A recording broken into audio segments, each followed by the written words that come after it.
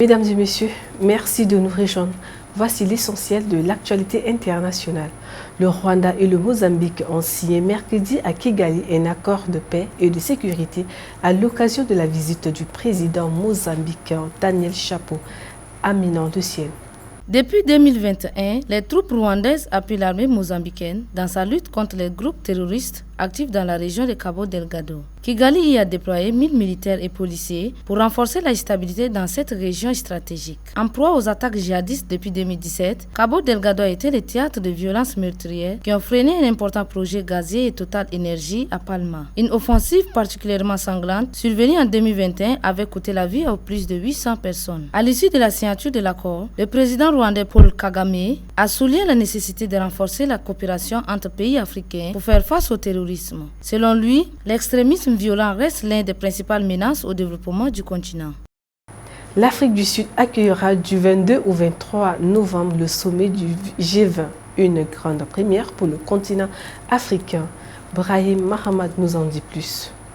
À 100 jours de l'événement, les différents groupes de travail poursuivent leurs préparatifs en peaufinant les documents qui seront soumis aux chefs d'État et de gouvernement. Finances, emploi, sécurité alimentaire, plusieurs dossiers sont déjà au cœur des réunions ministérielles qui se tiennent actuellement. Des nouvelles rencontres sont prévues le mois prochain, dont celle des ministres des Affaires étrangères du G20 qui se déroulera en marge de l'Assemblée générale des Nations unies à New York. À l'issue du sommet de Johannesburg, le président sud-africain Cyril Ramaphosa transmettra la présidence tournante du G20 à son homologue américain. Mais la participation de Donald Trump reste incertaine. Des experts évoquent en effet un possible boycott du président américain qui dénonce régulièrement ce qu'il qualifie d'inertie des autorités sud-africaines face à la supposée persécution de la minorité blanche dans le pays.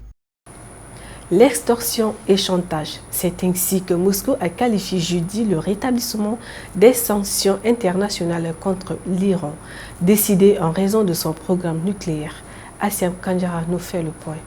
La Russie a vivement réagi à l'initiative prise par la France, l'Allemagne et le Royaume-Uni, estimant qu'elle n'a aucun fondement juridique. Le monde est à la croisée des chemins. L'une des options est la paix, la diplomatie, la bonne volonté des contacts humains normaux. L'autre est une sorte de diplomatie au canon faite d'extorsion et de chantage, a déclaré Dmitry Polyanskyi, premier représentant permanent adjoint de la Russie à l'ONU. Selon le diplomate, la deuxième option est clairement représentée par l'action déclenchée aujourd'hui par la France, le Royaume-Uni et l'Allemagne. Ils ont fait circuler une lettre enclenchant ce que l'on appelle le snapback. Cette action, à notre avis, n'a absolument aucune portée juridique car ces pays n'ont pas mis en œuvre la résolution 2231 de bonne foi. Le mécanisme du snapback avait été prévu dans le cadre de l'accord nucléaire conclu en 2015 entre l'Iran et la communauté internationale. Il permet le rétablissement automatique des sanctions onusiennes sans possibilité de veto au Conseil de sécurité. Cette décision isole un peu plus Téhéran, déjà fragilisé après que plusieurs de ses sites atomiques ont été visés au cours d'une guerre de 12 jours avec Israël.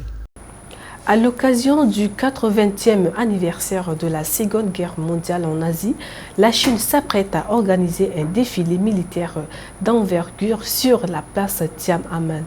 Un événement hautement symbolique marqué par la présence de dirigeants étrangers et par une volonté affichée de réaffirmer le rôle de Pékin sur la scène internationale. Hassan Issaka pour les détails.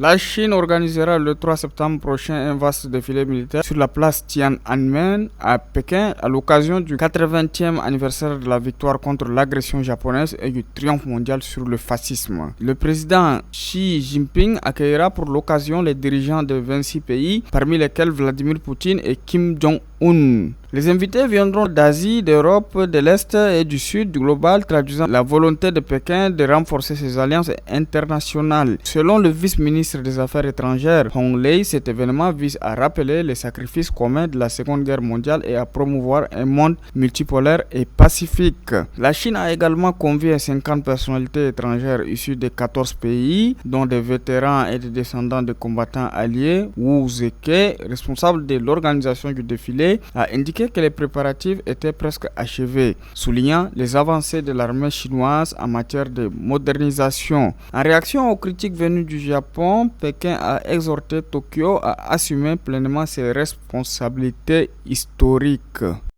À Tamboura, dans l'ouest du Soudan du Sud, des milliers de familles ayant fui la violence depuis 2021 vivent toujours dans des camps. Entre incertitude et insécurité, les femmes particulièrement vulnérables voient leur santé mentale gravement affectée. Cécile Maroca. Confrontées à la faim et à l'incertitude, des retours chez elles, les femmes déplacées des Tamboura paient le plus lourd tribut de la crise, souvent exclues des processus politiques et de consolidation de la paix. Elles restent en marge des décisions touchant aux conflits intercommunautaires. Je suis ici avec mes 4 filles. Vous voyez notre situation. Notre plus grande crainte est de ne pas être en sécurité. Peut-être ils vont venir nous bombarder dans ces tentes. Si quelque chose arrive, personne ne sera notre témoin. Nous restons uniquement avec la faveur de Dieu, confie Catherine Pidani, une déplacée. Ce sont les hommes qui sont à l'origine de ces conflits. S'il n'y avait que nous les femmes, ils auraient pris fin depuis longtemps. Ce qu'il faut, c'est réunir les Hazans et les Baladas sur la place de la liberté pour qu'ils dialoguent. Nous sommes fatigués. Nous voulons la paix pour rentrer chez nous, ajoute Gloria Marco Juma. Face à cette détresse, la mission des Nations Unies au Soudan du Sud a établi une base opérationnelle temporaire à Tamboura dès l'éclatement du conflit. Sa présence vise à protéger les civils, dissuader les violences, sécuriser l'acheminement de l'aide humanitaire et soutenir les efforts de réconciliation. Mesdames et messieurs, c'est ici que prend fin notre édition internationale. Merci à vous de l'avoir suivi.